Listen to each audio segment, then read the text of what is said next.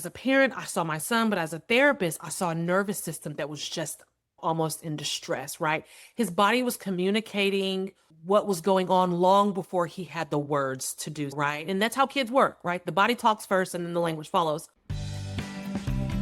You're listening to Kathy on the Couch, a grief and trauma podcast. I'm your host, Kathy Couch. This show is dedicated to honest, compassionate, and available conversations about grief and trauma and the healing process. Whether we're a fellow therapist or someone walking through our own grief journey, this one's for you. Today we are here with Amber Anglin. Amber is a licensed LPC Associate. I met her through my program at Rewired 360, the EMDR University. She's a founder of, I love this, Posterity Counseling. If you haven't checked out her Instagram, this is so amazing. She specializes in trauma-informed therapy for children, teens, parents, and families. And she has a background in education. Today, we're going to be talking about generational trauma and how clients understand how past experiences shape their emotional self. And we're so excited to have her here today. So thank you. Welcome to this episode. We are so happy to have you here with Kathy on the Couch, our community for grief and trauma therapists. Today, we have a special guest. It's Amber from Posterity Counseling. She's not only a colleague, but she's also very well educated in generational trauma. And so that's what we're going to be talking about today, how it travels biologically, relationally, and how it shows up in daily life and parenting.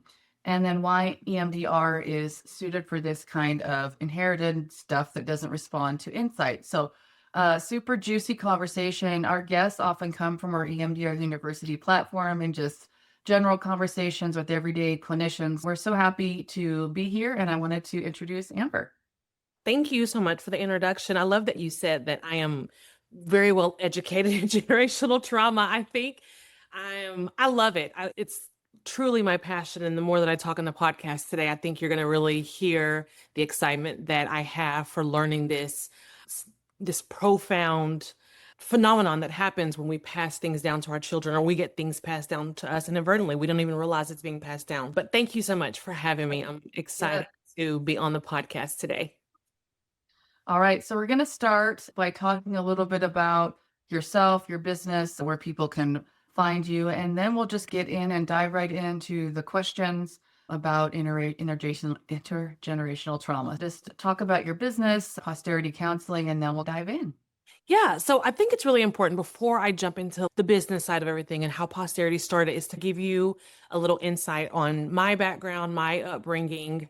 I grew up in a home where love was very real. I never doubted how much my parents loved me, but we didn't talk a whole lot about our feelings, and emotional stoicism was the expectation in our home, and my nervous system quickly learned to stay on alert way long before I had words for it. Emotional stoicism. Yeah.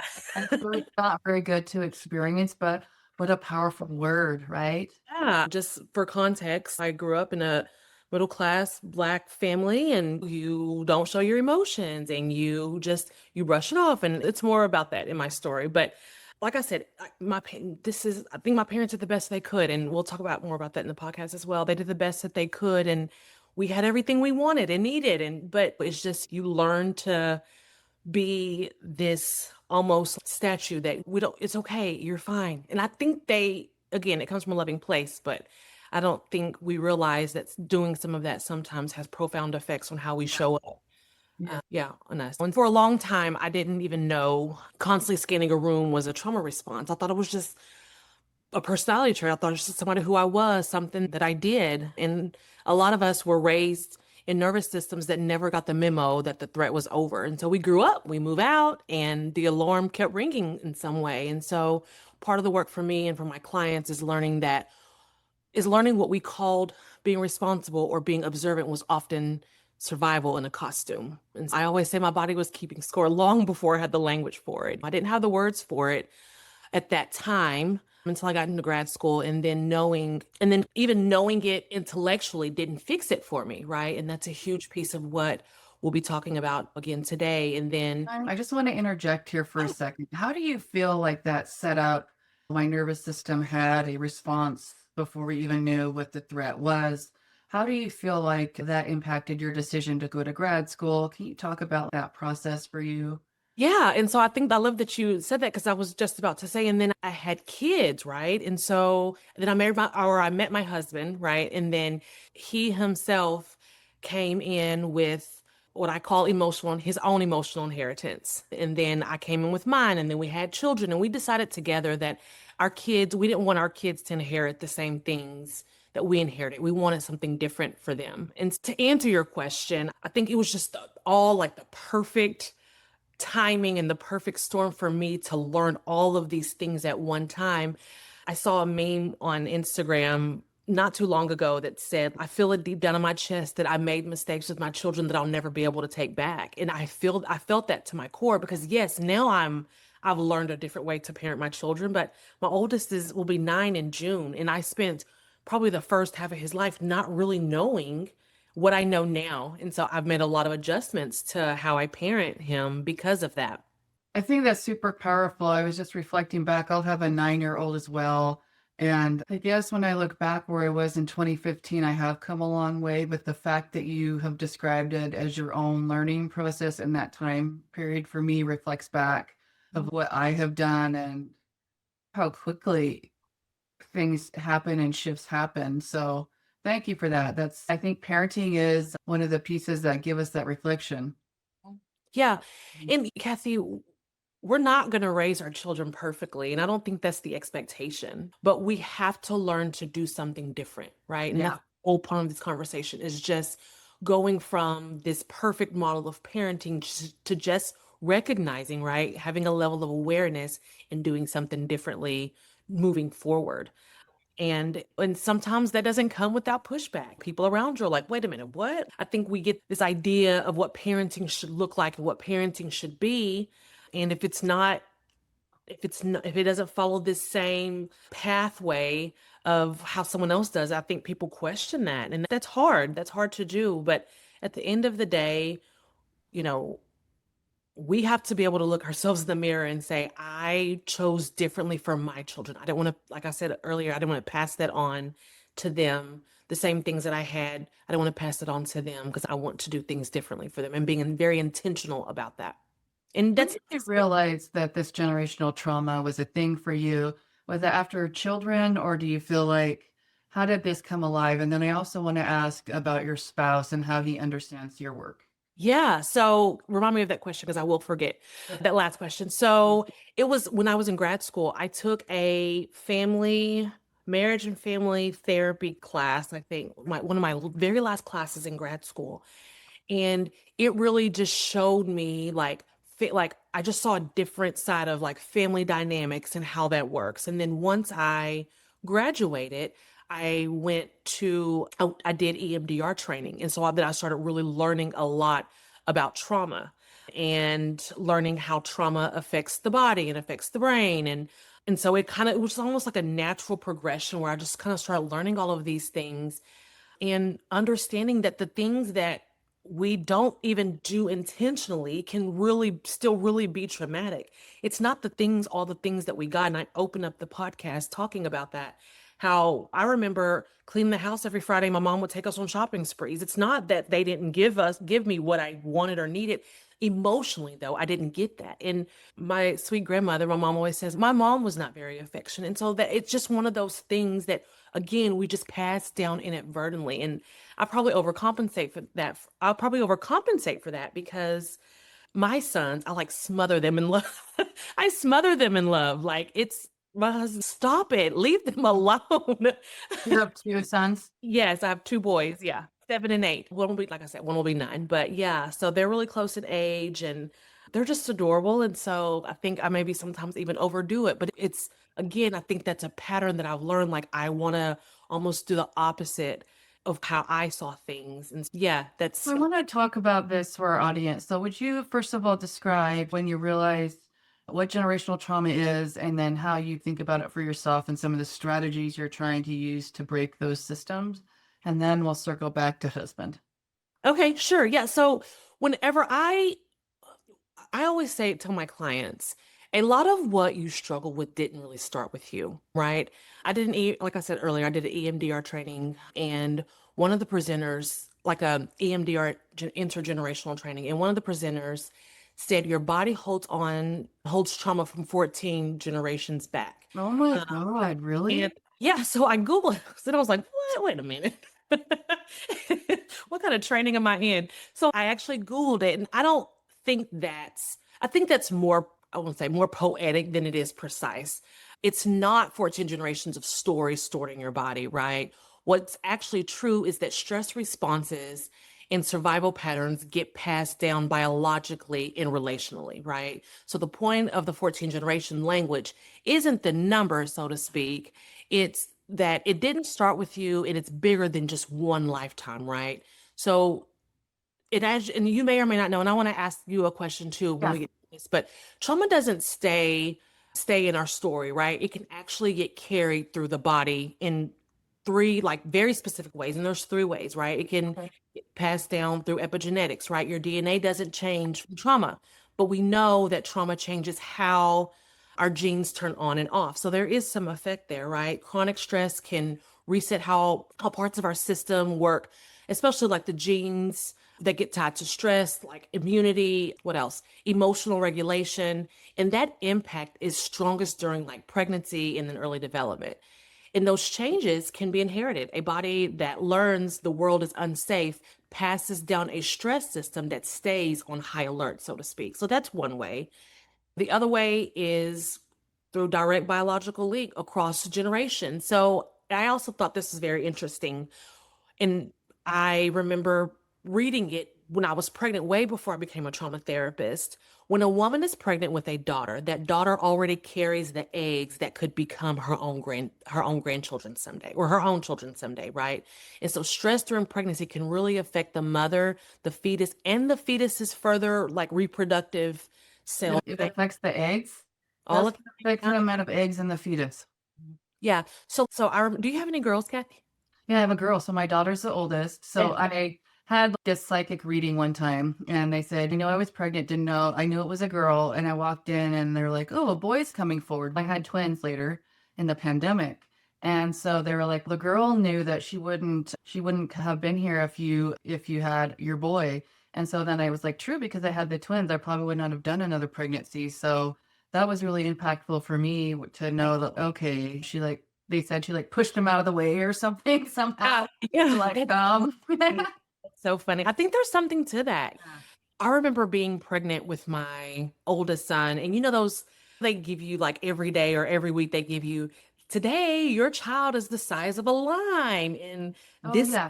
this part of them is growing. And I remember one time reading, I can't remember at what stage it was, but reading, if you are pregnant with a girl, today your grandchildren are being formed, or today your grandchildren are being made or formed or whatever it is. I don't This know is so what. impactful. I had a client I'm going to share this with because she has boys, but she also said she was in a situation with a partner that was very stressful. And she says, I'm wearing a shirt today that says peace. But it was just so powerful because she said, I choose peace for my pregnancy. And so for her, I can now reflect back what that actually did for her body and her pregnancy. So thank you for that. Yeah. Actually carried that to her. I think that will be really powerful. Absolutely. I remember so my boys are 16 months apart. And I remember after we had my first child, me and my husband, we had just decided, I think we're good. In our eyes, he was perfect. And it was like, why? We couldn't even share our hearts with another child. So we were done. So my second one was like an oopsie. And I was pregnant with him when my other son was 8 months old. And it was, I'm a mom. I had three under three, so I yeah, relate. yeah. So, and I had a lot of shame behind it. And I was pregnant and I Oh. didn't feel like we had a home. From the outside looking in, we were successful, but had a lot of shame from being pregnant that early. But I think I carried a lot of that shame while I was pregnant with my youngest. And I know, and he's just, by the way, he is insanely smart and handsome and all of the things, but he is also very, what's the word I want to say for him? He's also very in tune to his emotions and he feels everything so deeply, just like I do. I'm the same way. But it doesn't take a whole lot for his little smoke detector. I always call it's a little smoke detector, for his little smoke detector to go off. And so I believe that, and I've had to give myself some grace and forgiveness. I believe that because I was so activated and because I carried so much shame and stress in my body during his pregnancy, that's a lot of why he reacts to things the way he does, because I feel like I passed that down to You him. have guilt for that? I do. I feel that. I do. Now, so I want to ask you, apologize for that sensitive question if that was too far, No, but I that's want to ask you, talk to me about, so you're a woman of color and you're raising two African American men. If I was in your position today, I would be very afraid of the community and environment that we're living in. Can you talk about how that intergenerational trauma, history of slavery, slave castles, incarceration fit into sort of your psychology or your conceptualization of this? yeah.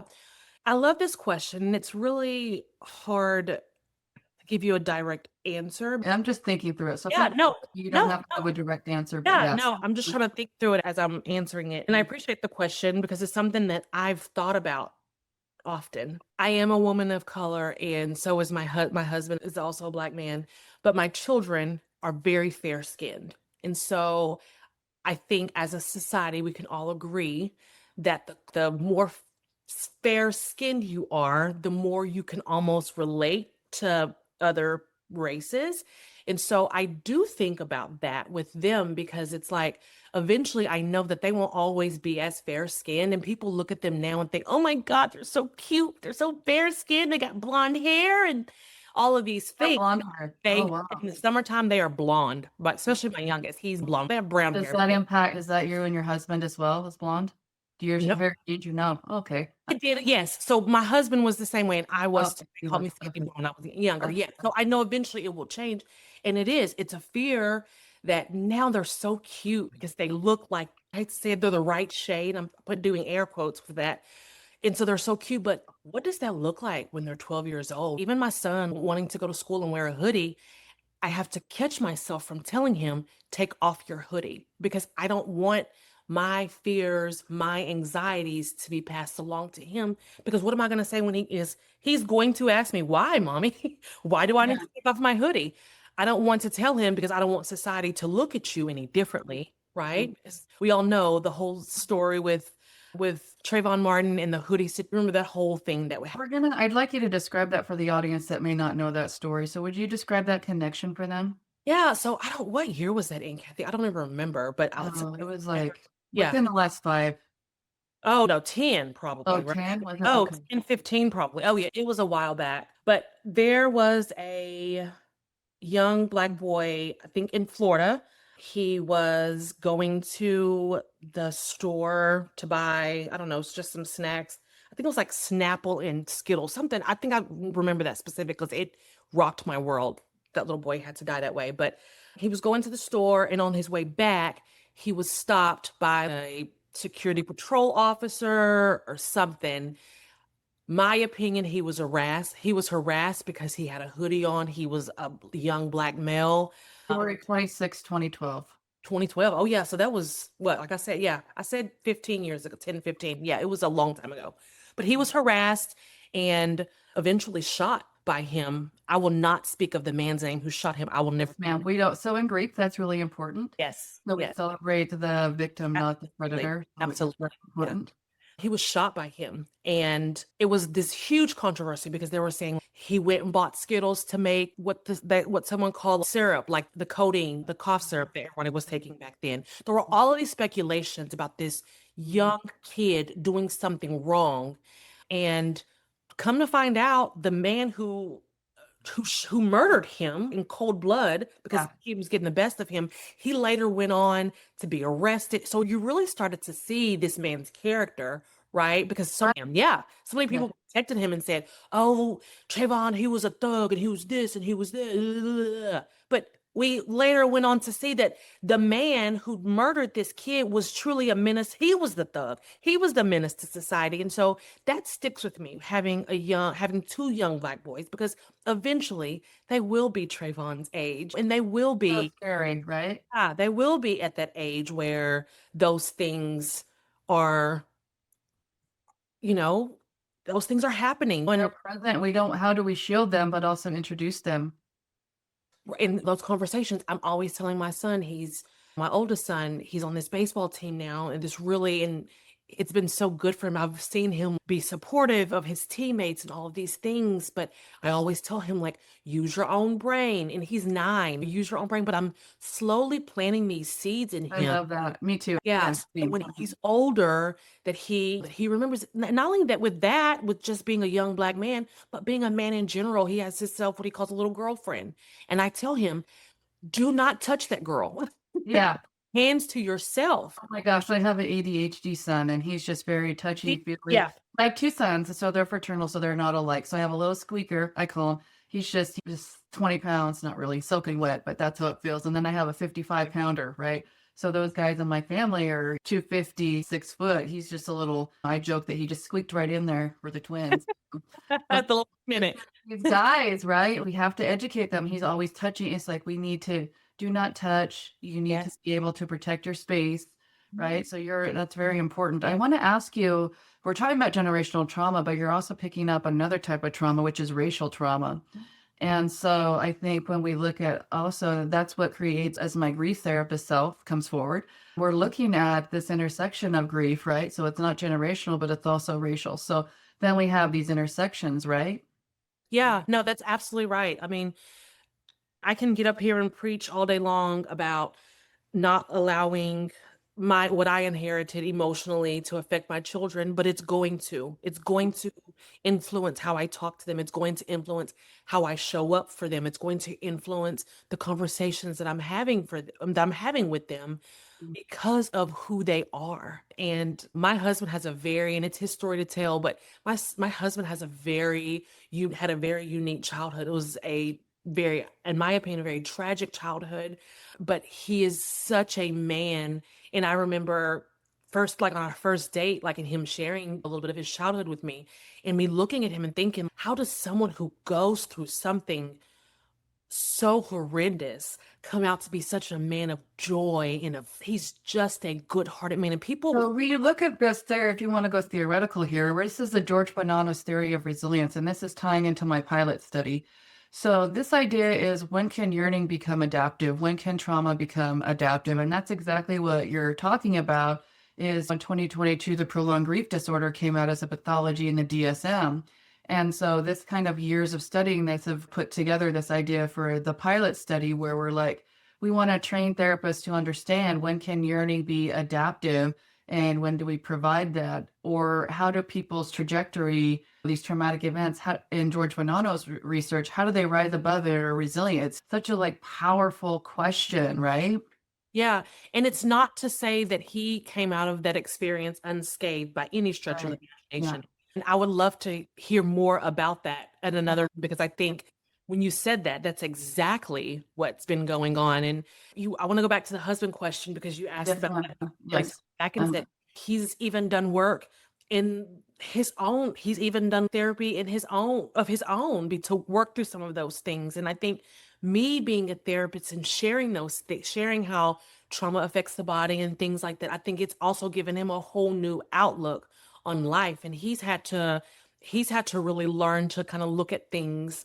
I don't say he's had to learn. He has just learned to look at things very differently, because it's something that I'm living every day. And he'll do something sometimes and I'm like, let me just show you, let me give you another perspective on that, right? I get really therapist on, let me give you another perspective on that. What if the kid internalized it this way, and not trying not to do it in a way that's correcting him, but just allowing him to see it. And a lot of times I didn't even think about it that way. He's also a business owner, and he has to come in and pick up the boys, because I'm a business owner and they have sports and activities and all these things.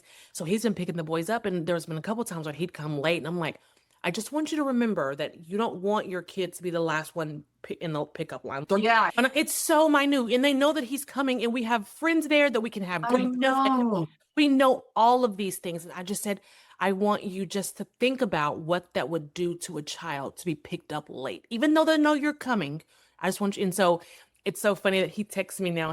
He'll send me a video. I do a carpool confessional for Posterity every week. And so yesterday it was so funny. He got there early and he did a mock carpool confessional while I'm sitting in the carpool line like I typically do. And he sent it to me, and it was hilarious. And so now he's making a game out of getting there on time. And he really wants to do that because like I said, we've been very intentional about making sure that these boys don't experience things that we can help, right? We're going to give Yeah. them something and we're not going to be perfect again, but there are things that we can control and we're going to be intentional about the things that we can control for them.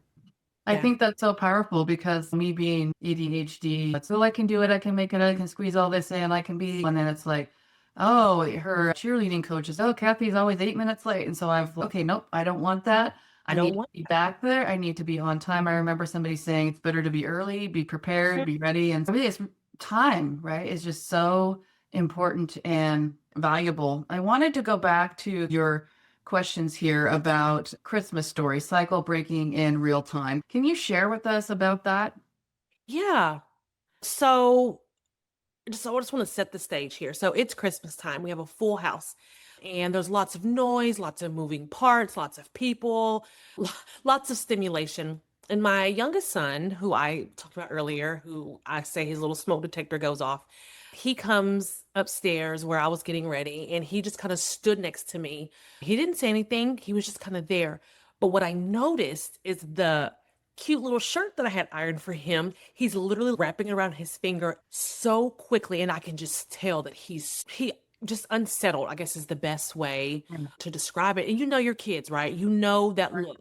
Yeah. Yeah. Yeah. Yeah. And I said, as a parent, I saw my son, but as a therapist, I saw a nervous system that was just almost in distress, right? His body was communicating what was going on long before he had the words to do, right? And that's how kids work, right? The body talks first and then the language follows. So I pulled him aside where I kind of brought him in closer to me. And I didn't make a scene about it. I didn't really interrogate him.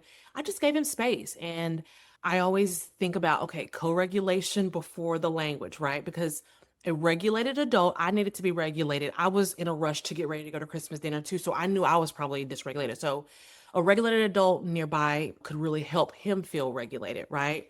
And so, of course, I didn't ask him what's wrong. I just gave him the language, right? Are you feeling anxious? And a well meaning adult in the room said, don't say that about him. He's not anxious, right? And then, of Oh, course, that's what I was going to say. Okay, tell me, school me. yeah, Tell me. yeah. And so then a scripture, because I grew up in a very religious household Uh-huh. growing up, and a scripture was offered about not being anxious for nothing. And that's a whole nother, I'll do that, whatever. But I want to be really clear, right? I don't think that came from a bad place, right? I think it came from a place that was shaped by, again, by a generation where emotions get corrected, minimized, spiritualized away instead of just really naming them, right? And what struck me wasn't even the scripture, right? It was the timing. And he's a child. And it's not that we don't believe the Bible. We include scriptures in their morning affirmations before school drop off every morning. But that certainly was not the time to have a conversation with him about don't be anxious or you're not anxious, So right? what's the alternative language? To what? She's when this person in your environment said, "Don't call him anxious." What would be the approach? I always say if you can't name it, you can't tame it, right? We have to learn to name what we are feeling. But for a 7-year-old kid, overstimulated, he's not able to do that. Right. I didn't need to know. I know who he is. I'm his mother. I Mhm. know that he was feeling anxious. I know that he was feeling overwhelmed. And he was just wrinkling up that shirt that I had just ironed. And he was like working that shirt. He was working it. Share with you? Did you I didn't. I just addressed the other person. I just said, I got it. Let me take care of this. I didn't want to get into Okay, so you're saying that you did want to name that and they're saying don't. Is that what I'm hearing? they were saying don't, but of course, like It's well meaning, but I just want to understand what it's absolute no. And I do believe that. I do believe that you have the power to speak things in existence, right? I believe that you can manifest, but that's why we say talk positively. My oldest son was saying, like, I'm never gonna hit a home run. I was like, listen, you're right. But if you say that I'm gonna hit a home run, you're probably also right. I do believe in the power of your we words. were at wrestling yesterday, or I was in the wrestling room, but we were doing football. And on the wrestling wall, it was like something like, "Do you think that all of the leaders never went through hardship?"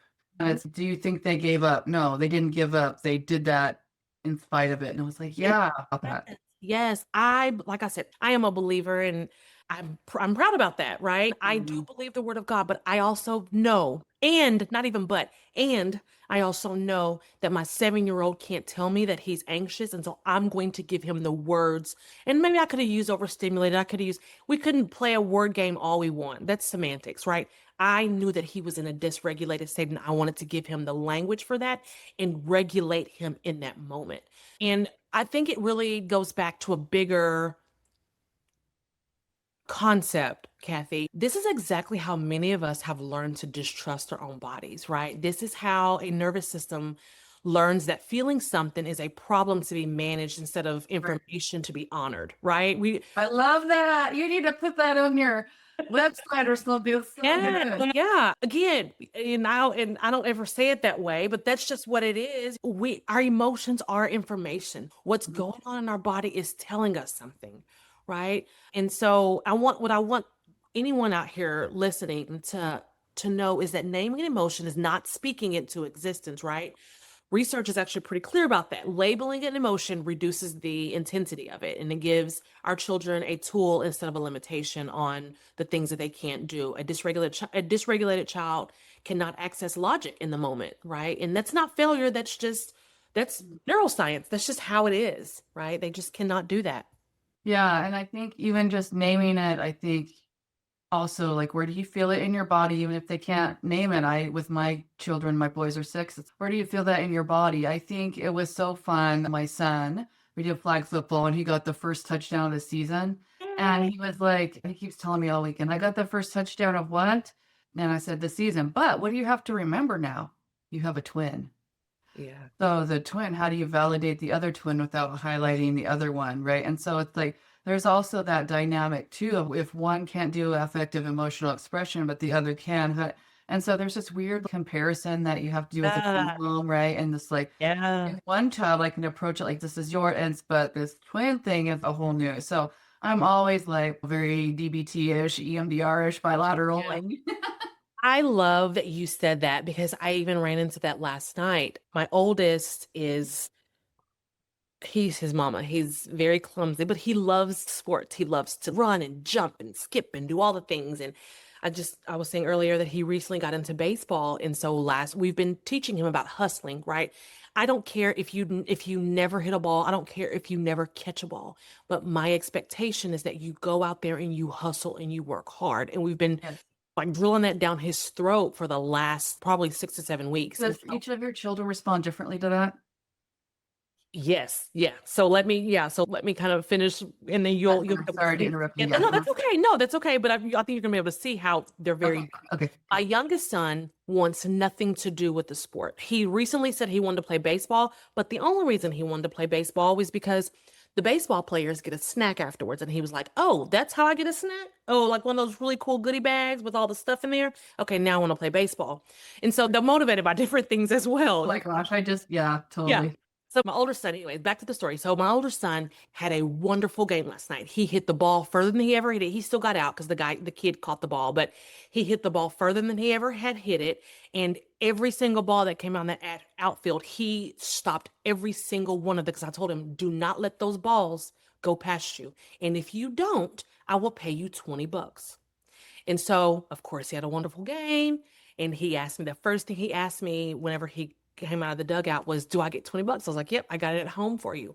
But of course, my youngest was like, why in the hell does he get Oh, I know, 20? right? Yes, this is Why the it. hell does he Yeah, get $20? I was waiting for that. And so I was like, and so he was upset. He was visibly Yes, ma'am. Yep, well, been through okay. that. Yep. Went out. So he drug his backpack all the way to the car, like somebody had really hurt. And I'm sure it hurt his feelings, but he was really like being very upset about it. So he drug his thing, and so he drug his backpack. And so once he got home, and he was regulated. I sat down and had a conversation with him, and I said, listen to mom. I said, what are you doing when Xander is practicing baseball in the backyard? What are you doing when Xander's out playing a game? I was like, you got your remote control cars, you're playing over at the park, you're eating a snack, enjoying Gatorade, eating pickles. You living your best life, and your brother is out playing. You don't think he deserves to be rewarded for that? And he got it, he understood it. But again, I had to wait until he was regulated to Yes, help him yes. understand that because his thing was, If he gets $20 for every freaking game, he's gonna have more money than me. This big thing we're I doing. do know this. Yeah, I know. And so I had to explain to him, I said, whenever you play, because he decided he wanted to play. So we're going to sign him up for a little like YMCA rec league starting in May. But I was like, when you start and you go out there and hustle, I'll offer you the same thing. I was like, but I'm not going to just give you $20 because I gave Yes, Zane ma'am. That is so $10. important, right? I'm not So doing that, I right? had a person, I have just a little box with some money, and my daughter took it, and then my husband calls me, and they went to this place where trampolines are. Did you give Karen some money? I said, no, no, I didn't. Oh, she's out here spending money like she has the time of her life. And so it was like, okay. And so it was like, you're gonna have a consequence, but like you're not gonna get off the consequence until you work and pay me the money back. And so she had to figure out in her brain about how she's gonna hustle to get them. And so that's what taught her it. And I said, it's not about that you took the money, it's about what did you learn from it? You learned how to hustle, and then we talked about trust. You have to have trust. And so she went to her friend's house. They said, be home at 7:30. She's home with the friend at 7:45, thinking she wouldn't get in trouble. And it's like, yeah, so you're going to have a consequence. What happens when you two go out when you're 16 and you're not home on time? I need to know that's abnormal behavior. I didn't say it like that, but I need to Mhm. know that's not the rule so then I can know when to worry. So this is why I'm doing this to you now with little consequences. And then so her friend was just sitting there looking at me like, yeah, I get that. So I think that's so valid. Yeah, it's again, we have to, and I feel like a broken record to keep saying this, we really have to be intentional with how we show up for them, even when it's hard to, right? It's even whenever we have to, like you said, give a consequence. And in my household, I've recently made a decision like there are just certain ways I'm just making a choice not to punish my children. It's a choice for me. When I've had to be really creative in how I punish them and how I give consequences because I want them to know there are consequences, positive or negative, for our behaviors. And so really helping them to see that I think has been really helpful for them. And they're on this new money kick now where they want to earn money. And like, I'm like, if you go upstairs and put these towels to me, I'll give you $1. Like, Yeah. I'd probably give you five to have to walk up those Oh stairs. my God, I know. Yeah. And so like they're really doing that. And they had this really bad issue and it's so like minute, but it's my issue where they keep the shower open when they're taking a shower. And so the bathroom mat is like leaking, seeping water when they get out. And I told them yesterday, I said, here's the deal. I bought this rug, and if you get it soaked with water, I gotta have to dry it, and it may not come out the same. I have to wash it, I have to do all these things to it. So therefore, my rug is ruined. And if you ruin my rug, the money that you earned, you have to go buy me a new rug. And they're like, now it's like it's a game changer. Like they're like, I'm not spending my money on buying you a rug, so they're going to the I thing. know, right? I totally Right? relate. They're gonna do the thing so the dang rug is not sopped anymore whenever they take a shower. And so that's just been really eye-opening for them. We had to redo their room. There was a nasty smell that's coming from their room. I don't know what I I have two boys. I was like, oh, yeah, we have to share a room. Yeah. yeah.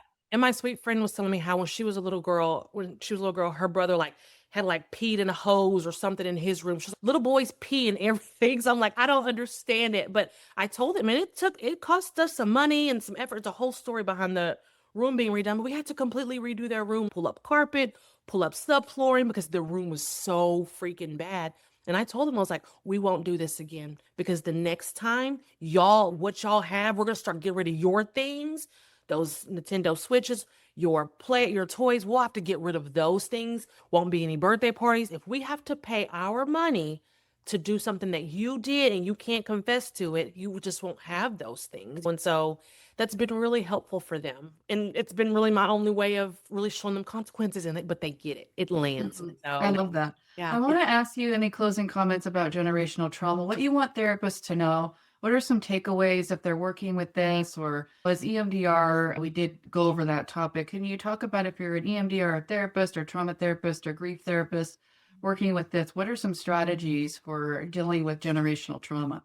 Yeah, so just some takeaways. And I think these things are really important. You may have to ask me that second half of the question in a minute, but just some things that I want people who are listening to this podcast to take away is that The thing with epigenetics, they work both ways, right? And so I think that's the part that people often forget. The same science that tells us that trauma can shape genes, that can shape gene expression, tells us healing can too, right? So Wow, so powerful. yeah, so safe relationships, regulated nervous systems, secure attachment, naming those emotions instead of suppressing them, all of those kinds of things really softens the inherited stress responses that we get. And so again, the biggest takeaway is that nothing is permanent, right? The same body that learned fear can also learn safety. When you're not broken, if there's even non-therapists listening to this, you're not broken. Your body learned what it needed to survive, and now you get to teach it something new. And so there's actually a quote that I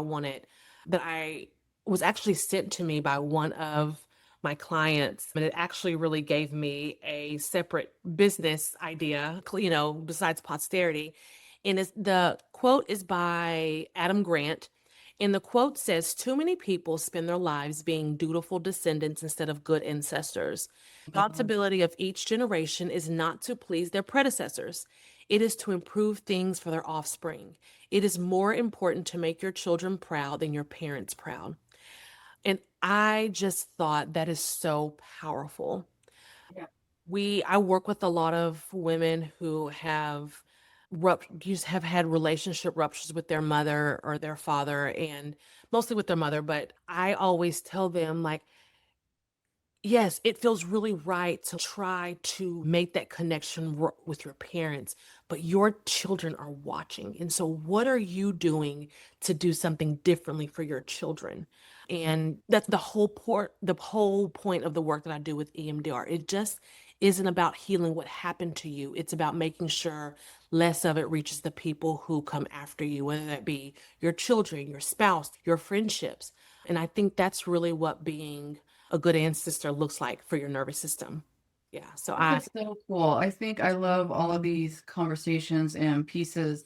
I wanted just to kind of have you talk about posterity. What do you offer? What are your services? Where can people find you if they're yeah. wanting to learn more about this?